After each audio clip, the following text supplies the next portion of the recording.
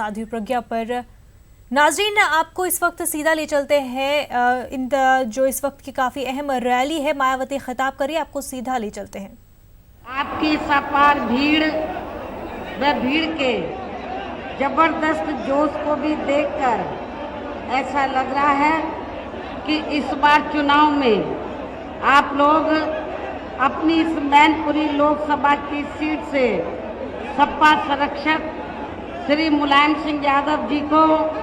यहां से रिकॉर्ड तोड़ वोटों के अंतर से इनको ऐतिहासिक जीत जरूर दिलाएंगे। और अब मैं इस चुनाव को लेकर कुछ जरूरी बातें आप लोगों के सामने रखूं, लेकिन इससे पहले यहाँ की जनता व मीडिया बंधु भी मुझसे ये जरूर जानना चाहेंगे कि बीएसपी की प्रमुख के साथ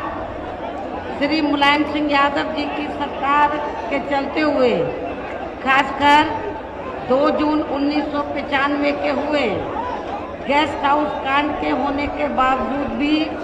यहाँ उत्तर प्रदेश में बीएसपी व सपा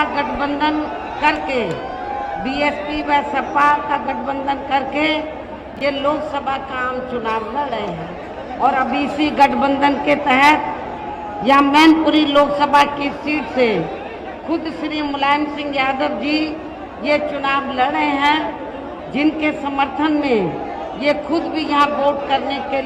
देने के लिए आप लोगों से अपील करने के लिए आई हैं, जिसका कुछ ना कुछ जवाब आप लोग मुझसे जरूर